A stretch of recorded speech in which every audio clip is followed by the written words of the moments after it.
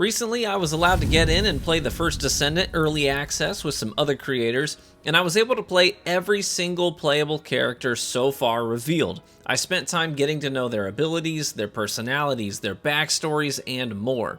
And in this video, I'm going to break down every character briefly for you so you can have a better understanding of which characters you might be interested in and which ones you want to spend the resources to unlock first when you get your hands on the game. If you're interested in specific descendants, you can always use the timestamps to take you directly to where you want to go in this video. Otherwise, sit back while we go over every character known so far in the order that they appear on the in-game character selection screen. That means that first up is Sharen, a descendant I'm sure many people will be interested in. We saw her initially in the first cinematic trailer that dropped for the First Descendant, stealth attacking enemies up close.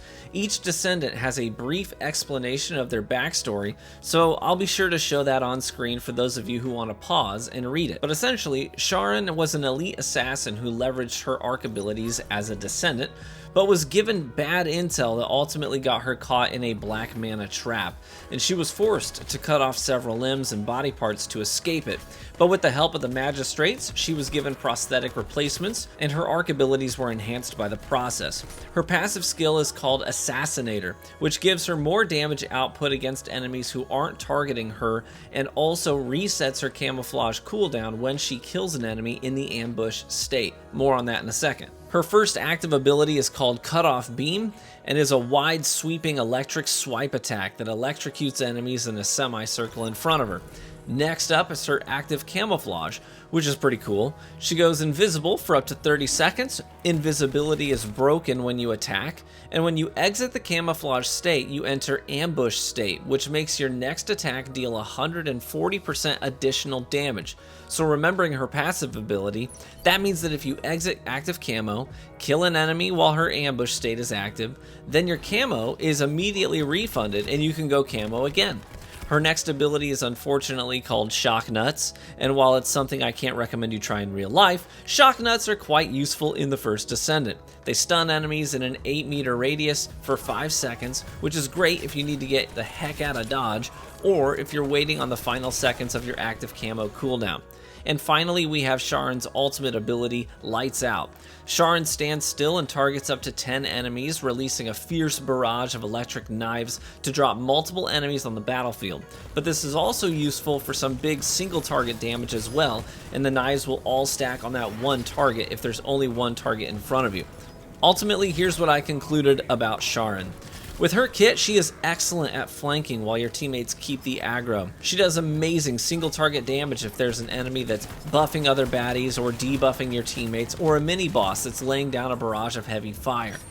I also found her to be very good at defending objective points with her constant stuns and ad control with her Lights Out ultimate. I think Sharen will be a very popular descendant right out of the gate, especially for gamers playing with other teammates consistently, where Sharen's flanking abilities can be fully leveraged. Next is Lepic, a great all-purpose descendant who uses wild tech to control the battlefield. Lepic was the only survivor of his Grenadier squad and seriously injured in the battle. In his recovery, his PTSD led him to attempts of self-harm, but with the help of the magistrates, he bounced back and now fights using his expertise in explosives to dish out some major damage.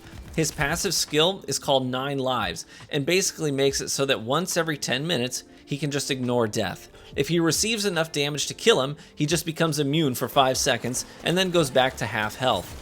His first active skill is a basic grenade that does big explosive damage. The cooldown is very short, so you can throw a lot of these things assuming that you're actively picking up mana off the battlefield that drops from enemies that you've killed. Next up is the ability Power Stream, which gives a blanket buff to the damage output of all of your abilities and adds burn damage over time to enemies as well. This effect lasts for 20 seconds, which is also the cooldown time of the ability, so again, assuming you're collecting mana off the ground, then you can constantly leverage this ability. Next is one of Lepic's cooler abilities, the Traction Grenade. This does exactly what you would expect it to do. It sucks in enemies in a 9-meter radius and then clusters them tightly together. This is essentially a primer ability. You throw it out and then your other teammates can then hit the group of enemies with a big damage dealer, like maybe Freyna's Poison Clouds or Sharen's Cutoff Beam. If you're playing solo, you'll want to toss your standard grenade after you use the Traction Grenade, and gather everyone together. And finally, we have Lepic's ultimate ability, the Arm Launcher. I'm going to keep this simple. It's a cannon on your arm. It launches a rocket essentially that does big damage and burn damage over time. But you only want to activate the Arm Launcher when you have a lot of mana points because it drains your mana over time and goes away when you run out. So save up your mana so you can launch a bunch of rockets. My ultimate verdict on Lepic is that he's great at doing continuous damage to trash mobs, he's great at ad control with his traction grenades that his teammates can play off of, and his passive is good because you're going to be running around the battlefield to collect a lot of mana off the ground to keep his abilities coming. Otherwise, if you play passive, you won't be able to support your teammates like Lepic is good at. Next, we have Ajax, a Descendant who takes center stage in many of the trailers and cinematics that we've seen so far. He's a defensive bulwark of a character who provides mobile cover for allies, but also an incredible Descendant for standing your ground and defending a position even when your shields are depleted. Ajax is going to be one of the most useful Descendants in the game, and we'll talk about why. Ajax was a seasoned veteran, a man who was trapped in the void during a dimensional gate experiment, lost to all space and time for about 15 minutes, and then was spat back out. His abilities then manifested themselves out of that experience, and he ended up coming back from retirement to be a military professor, and part of the deal was that he would be able to develop his void-enhancing armor, which he now bears. He excels in the manipulation of physical space and matter, creating barriers that keep him and his allies safe. His passive skill is Void Vault, which to put simply causes his damage output to ramp up considerably as he receives damage. Ajax is most deadly when he's at the center of the enemy's attention, soaking up bullets and melees for his friends. Taking enough damage will supercharge his other abilities, making them more powerful. Ajax's first active skill is called Reversed Door, and it's basically a one-way door allowing you to dish out damage through the wall, but the wall soaks up all incoming damage for you. If you've received enough damage from Ajax's passive ability, you can use the Enhanced Shield, and the shield wall will reflect damage equal to 30% of Ajax's defense stat. Ajax's next ability is called Void Walk, which catapults him into the fray and stuns enemies around you. The enhanced version of the ability grants you additional shields when you land. This is quite useful for closing the gap on enemies and soaking up aggro. Next is the Expulsion ability, which is an AoE knockback ability to help with ad control and give you some space to work with. The enhanced version gives a larger radius and buffs your shields. And finally, Ajax's ultimate ability is called Hypercube, which is a strange name for an ability that creates a dome shield around you and your allies. This helps you hold your ground, and the enhanced version of the dome shield reflects damage back to senders. My ultimate verdict on Ajax is that he is easily one of the best, if not the best, Descendant in the game for solo players. Many of the world missions require you to hold your ground or defend an objective point. Ajax never really needs to retreat. In fact, he works best when constantly receiving a steady stream of damage.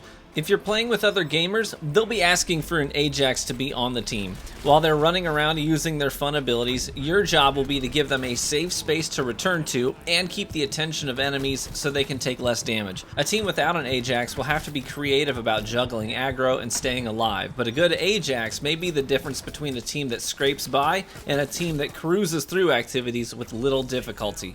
Next up is Viessa, a femme fatale who specializes in area control and dictating the pace of the battlefield. Viessa was a thief whose crew took on a job bigger than they could handle, and they got themselves in serious trouble with the Albion government. She was sentenced to years of labor to earn back her citizenship, and her labor included excavating a buried colossus in the ice and snow. Things went poorly when she ended up being buried with the other workers in a deluge of snow, which ultimately awakened her ice powers. She was offered a new deal, fight to protect Albion against the invading forces and the monsters that roam the continent, and she could shorten her sentence considerably and earn her citizenship back by being a protector of humanity. Her passive ability, Ice Sphere, creates little ice sentinels that attack nearby enemies whenever Viessa inflicts her ice shackle debuff to enemies. Her first active ability is called Ice Beam, and it's exactly what it sounds like. Viessa lashes out with a cold beam attack that deals single target damage, but also inflicts her Ice Shackle debuff on enemies in a 3.5 meter radius from the initial target. Her second ability, Frost Fog, is really fun and quite useful when there are lots of enemies out on the field. Upon activation, Viessa can run much faster, she has extra shields, and she leaves the ground covered in ice wherever she runs. Any enemy who touches the icy floor receives the Ice Shackle debuff. Basically, you want to run in and out, zigzag through the battlefield, slowing down all the enemies and making them vulnerable to your teammates' attacks.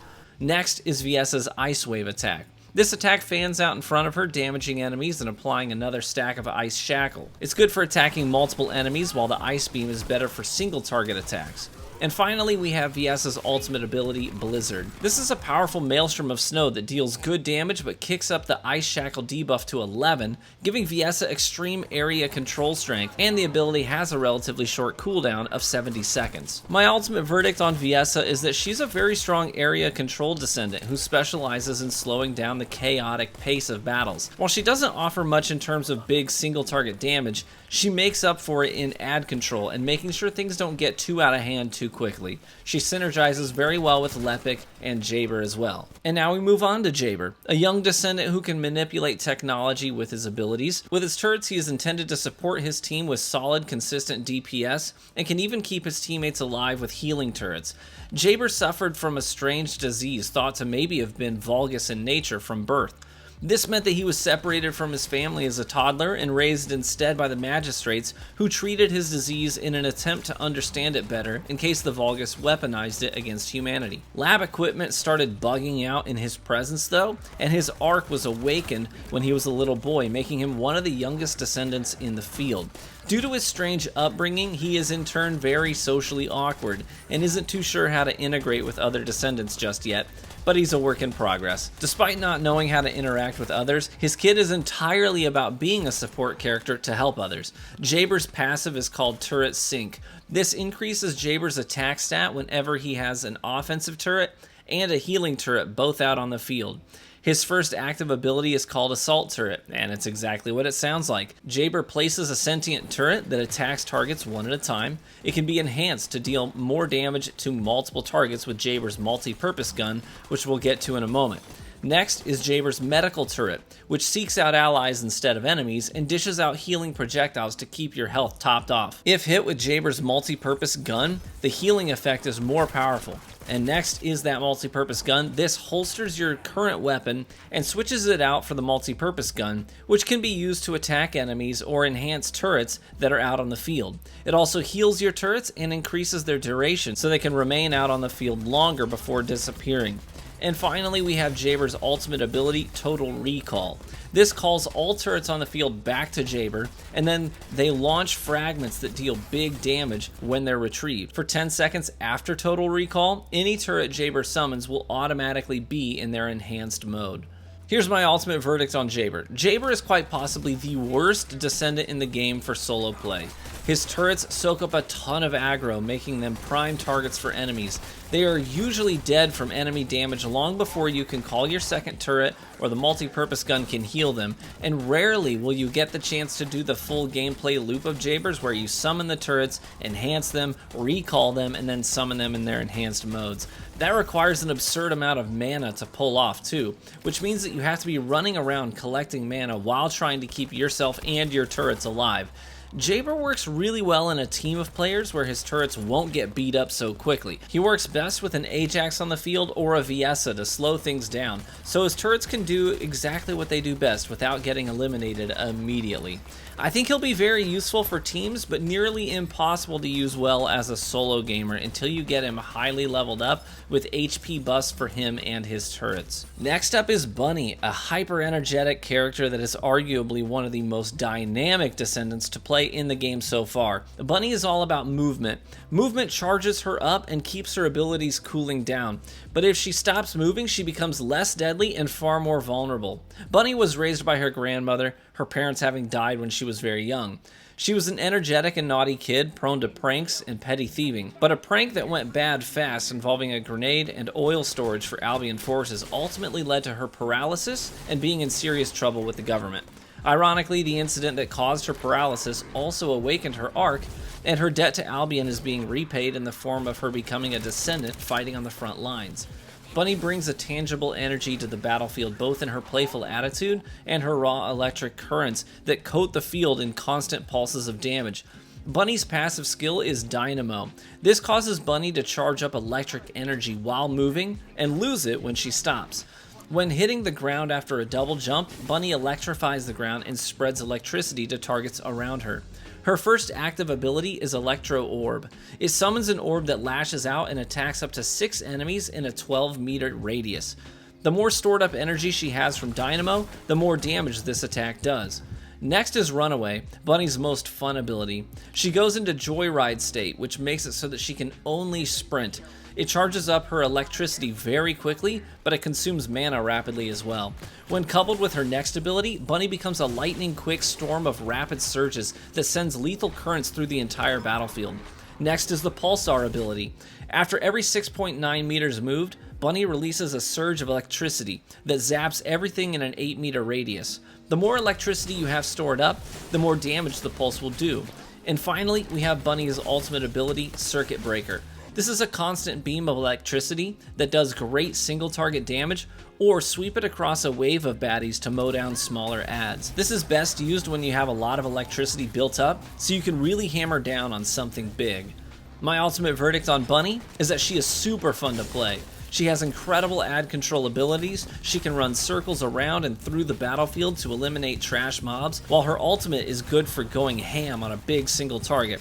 She's versatile and useful in any situation, and her movement allows her to stay alive by getting in and out of trouble very quickly.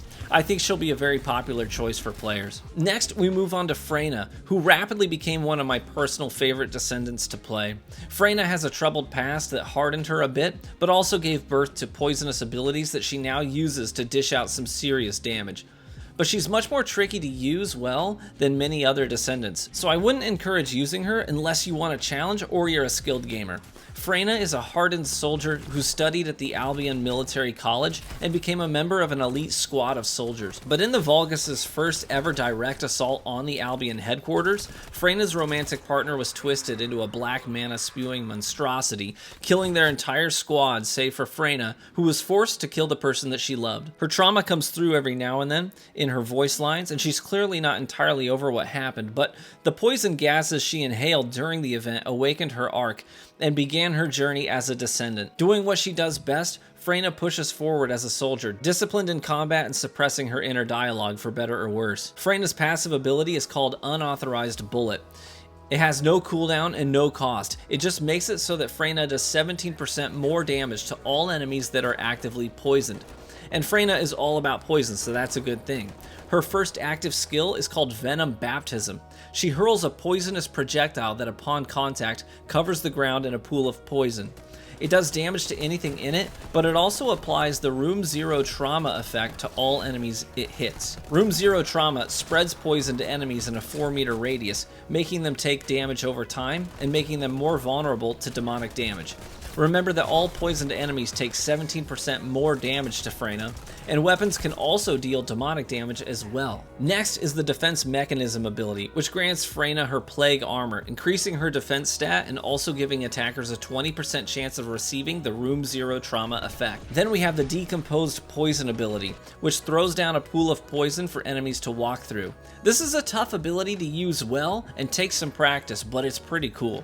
Enemies standing in the original pool of poison from this attack take damage over time and are poisoned. They also receive the Venom Injected debuff, which makes it so that everywhere they walk for the next several seconds leaves behind poisonous footprints in their wake. Any enemy who walks through their trail left behind them takes poison damage. This is really good for rapidly spreading poison throughout an entire battlefield of enemies. And finally, we have Freyna's ultimate ability, Dead Room. Freyna summons a poisonous rifle that dishes out absurd damage per shot, but also immediately inflicts anything it hits with Room Zero Trauma as well. This is great for single target damage or for sweeping across a wave of baddies and spreading poison throughout the entire mob. My ultimate verdict on Freyna is that she is highly technical, and how good she is depends entirely on how efficiently and accurately you can use her abilities. If you're not spreading poison, then you're not dishing out nearly as much damage, and if you aren't dishing out good damage, you aren't collecting mana from dead enemies to charge your abilities. But if you can get the hang of using her abilities, you can be indispensable on the battlefield. She's not for the faint of heart or the beginner gamer, but she's exceptional after practice and with accurate gunplay. Next is Gley. She's one of the most interesting descendants so far, with a highly technical playstyle that requires much more involvement and foresight. She cuts her own health to make her more powerful, but killing enemies gives her healing orbs to keep her HP constantly topped off as long as you're constantly killing. Gley, like all the other descendants it seems, has a rather tragic origin story. Gley was a medical officer, but her daughter Dia followed a different path and studied under Ajax to become an elite soldier.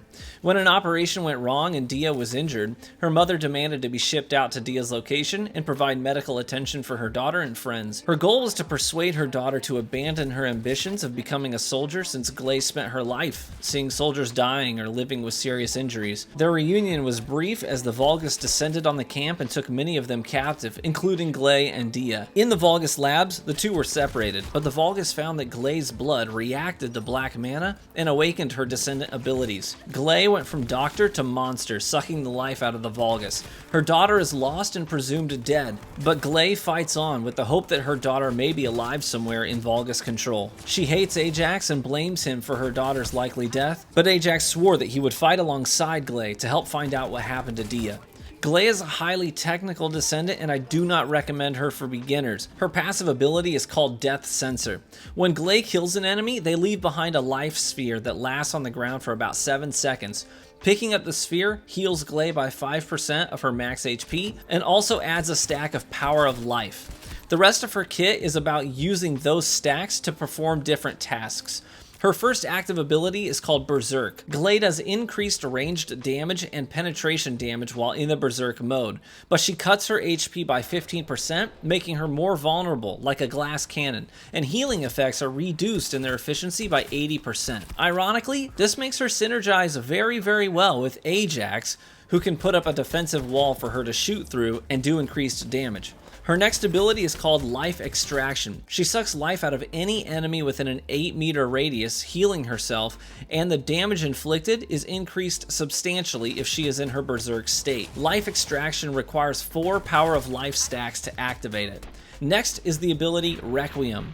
Gley cuts 25% of her HP to leave a healing pool on the ground. If she is in her Berserk state when she casts Requiem, then she will not consume any ammo while standing in it. Last is Gley's ultimate ability, Nosferatu. This summons a weapon that uses a Power of Life stack for every shot fired. Shots stun enemies as well as doing weapon damage, and the damage is increased considerably if in the Berserk state. Ultimately, I believe Gley is a very interesting and multi-purpose descendant.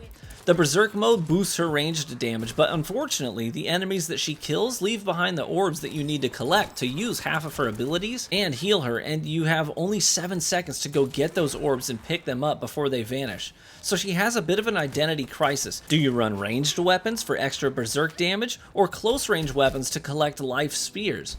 It's a strange cadence that you'll have to get used to for sure. Play ranged and only leverage half of her kit, or run and gun and leverage the other half. You'll have to juggle both playstyles simultaneously to get the most out of Gley. Good luck. And finally, we move on to Blair, a jovial character who uses fire to dish out a steady stream of damage to enemies on the battlefield, and is best used in medium to close range combat.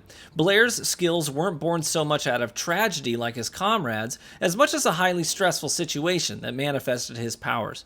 He was a chef at the headquarters and was sent out with soldiers on an expedition where he was to provide the meals. When a colossus wielding a chain of fire attacked the camp, the soldiers went to work fighting it while the camp went up in flames, and Blair tried to keep the flames away from the pantry of goods. In his anxiety and adrenaline-fueled state, he actually manifested flames from his hands, awakening his descendant abilities. Blair's passive ability is called Flame Manipulation. Any enemy affected with the burn debuff takes additional critical damage from Blair, and his critical hit chance increases based on the number of stoves that he has out on the battlefield. More on that in a moment. His first active ability is called Stove On. Blair coats the ground in front of him in fire, causing explosive damage and leaving enemies standing in the flames to take the burn debuff as well. This also creates a stove of fire on the ground. This ability has basically no cooldown, so you can activate multiple stoves quickly, assuming you have the mana to make it happen. Next is the ability Stove Off. Quite simply, Blair turns off all the stoves on the battlefield and is refunded 19 mana points for each stove recalled. He also receives a 200% defense bonus for 5 seconds after turning off the stoves. Next is the Flambe ability, basically a flamethrower good at setting targets on fire in close proximity or dealing good single target damage that ramps up the longer you do continuous burn damage to that target. Lastly, we have Chef's Star, Blair's ultimate ability. This launches a huge fireball forward that explodes, doing massive damage and leaving a stove behind. When the fireball explodes, it launches out 3 smaller fireballs that then also detonate, doing more explosive damage, causing the burn debuff to be applied to anything caught in the fiery explosion as well. All in all, I feel like Blair is an exceptional Descendant, good in all scenarios. He has great zone control. You can recall your stoves if you need mana or defense on the fly. His ult is multi-purpose, and his flamethrower is good for single target damage. Ultimately, he has a lot of good ingredients to cook with and is a great Descendant to have up close and in medium range on your team. And there you have it. That's all the known Descendants in the game at this time. We can assume that there will be dozens more in the months after the release of the game in 2023. I'm willing to wager that Gley's daughter Dia will be among them. You don't just tease a strong fighting protege of Ajax lost in the field and whose death is unconfirmed without delivering some resolution to that. But I'm excited to see what Descendants rise to the top and which ones become more niche. I have a feeling that some of them will be unpopular in the early game, but will become incredibly strong once builds start to surface, finding creative ways of leveraging their strengths and elevating key stat values. Which Descendant stands out to you the most so far? If you had to pick a main character for you personally just off of this information alone, which one would you choose? Don't forget to get involved in the open beta later this month, and stay tuned to my channel for additional First Descendant information and videos. I'll be diving headfirst as soon as the game launches, and I'll be covering news and updates between now and then, including the beta. Be warm and well fed, my friends, and I hope to catch you in the next video.